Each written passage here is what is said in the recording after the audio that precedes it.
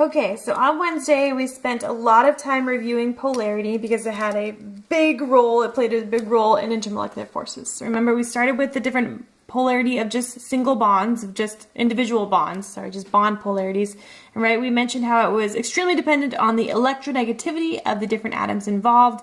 And obviously the more electronegative atom shares more of the electron density, and therefore the bond dipole is going to be in the direction of the more electronegative atom, rendering the less electronegative atom with the partially positive charge and the more electronegative atom with the partially negative charge, right? And so again, the more electronegative the atom, the stronger the dipole, which is listed below here in Debye's, or the mu was also another synonym for dipole of the individual bonds.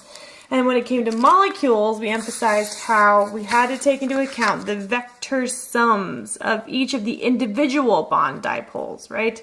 And so a good example was carbon dioxide and how the individual dipoles canceled out in the molecular dipole. And so overall, carbon dioxide does not have a dipole. It's not polar, okay, because the individual dipoles are canceling out, right? And so we talked about other shapes where the individual dipoles then were kind of reinforcing one another. We said how double bonds and triple bonds play a large part in that polarity and pulling more electron density, as well as lone pairs. We also emphasized how when you think about the molecule and its overall polarity, you have to consider its stereochemistry, or its 3D structure. And remember that it's always the vector sum of the individual dipoles, okay? So we mentioned how when we have two chlorines on the molecule, it does not take this shape where the all the bond angles are 90 degrees and the chlorines here are opposite one another, and therefore we would expect this molecule dichloromethane to have no dipole, since all of the individual dipoles are being canceled out, right? This is not the true case. The true case is in the 3 dimensions, right? Where the true structure of the molecule is tetrahedral, and so the dipoles of the carbon chloride bond are somewhat canceled out.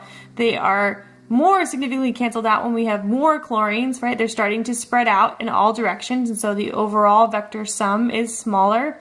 You can see that our magnetic dipole is decreasing here in terms of the Debye's. And then when we have 4 chlorines, again, all of those individual dipoles are being canceled out, since all that electron density is being pulled in all different directions, and so we have an overall non-polar molecule. And again, we took so much time to go over this because polarity plays such a large role in intermolecular forces, okay? And so intermolecular forces are the interactions between molecules of the same compound, okay? And these forces explain a bunch of things, including melting points, boiling points, and solubilities. We're going to see that at the very end of the handout. There are 3 major kinds of forces, all of which are attractive, okay? We went into these. There were dipole-dipole interactions, which are between polar molecules.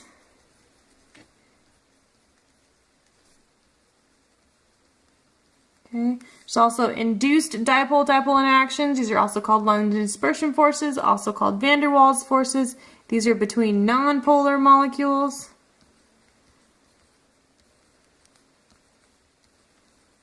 And then there is hydrogen bonding. This is actually going to be the strongest of them all. This is between molecules with certain bonds. OH and NH bonds. Okay, so we opened with dipole-dipole molecules, dipole-dipole interactions. Remember, we opened this section by seeing if we could predict the different boiling points among these 3 compounds, right? And I polled the class and asked which ones we thought would have the highest boiling point, 1, 2, or 3, right? And a lot of the class said 1, so hopefully we can actually figure this out in terms of which molecule will have the highest boiling point by the end of this handout, okay? But we opened with dipole-dipole interactions, and so we mentioned how when we have polar molecules, right, we have their partially negative and partially positive ends of a polar molecule, and those partial charges are then going to be stabilized by another molecule of the same type. But here they're going to arrange themselves right such that the partially negative and the partially positive ends stabilize, or next to each other, and stabilize one another, becoming more neutral in overall charge, right? So if you can imagine these guys as oblong shaped, these molecules in their liquid form or whatever, we would have our partially positive end with our partially negative end, which is being stabilized by the partially positive end of another molecule, right? And then its partially negative side is again being stabilized by the partially positive side of yet another molecule, okay? So the stronger the dipole of the molecule, okay, the stronger this interaction, because again, the more partially negative we have of a charge, okay, the stronger the partially positive charge will be to stabilize it, okay? And so we have this stronger sticking, right? The molecules will stick more, and this results in a higher boiling point, okay? So that's what we have here. The stronger they are, the higher the boiling point. Okay, so the stronger the magnetic dipole, or the larger the magnetic dipole, the larger the boiling point. So here's acetone. It has a mu of 2.9 dBi, right, the overall dipole, and so it has a boiling point of 56 degrees.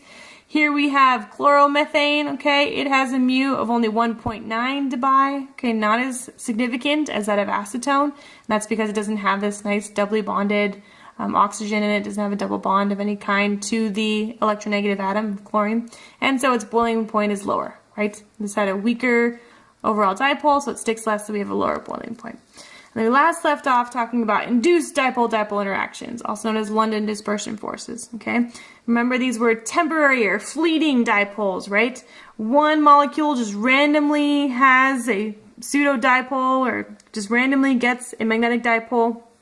Just all of the negative charge will gather at one end, leaving a partially positive charge at the other end, and this induces then the dipole in a nearby molecule, right? To be overall stable, it wants to neutralize the charge so that randomly negatively charged end becomes stabilized by a nearby molecule, which becomes partially positive charge to stabilize the negative, and this becomes attractive in nature, this interaction, okay? It is, again, induced, the molecule, just random dipole, just induces the dipole in another molecule. And so, again, they are fleeting, and so it doesn't last very long because it goes back to being nonpolar. Okay, again, temporary, fleeting interactions. These are also known as van der Waals interactions, and I mentioned how this is how plastic wrap sticks to one another, right? Sticks to each other. Plastic wrap can be pretty sticky, but it's always induced kind of stickiness. And it can always be, you can always easily separate plastic wrap, and that's because we can just easily go back to being nonpolar. All right, and so we asked, how is it possible for London dispersion forces to be stronger? Okay, and so I presented this slide where I asked you guys if this molecule would have a higher boiling point or a lower boiling point than the molecule on the left. And someone in front said it should have a higher boiling point, and that was correct. I didn't ask that person why, as I should have, but that explains, or that leads to our discussion of how these forces are stronger, and the answer is the surface area. Okay, the larger the surface area of the nonpolar molecule, the more you're going to have the ability to stick. Again, it is all fleeting. It's still very, very weak in comparison to the dipole-dipole interactions, but the larger the surface area, again, the more interaction we have to have those induced dipole-dipoles, and so just larger surface area to have that stickiness, and a larger boiling point will result. Okay, and so if we went back to our slide, you were correct. Well, this guy is only 11 degrees, and this guy, as we just saw, was 36 degrees. Okay,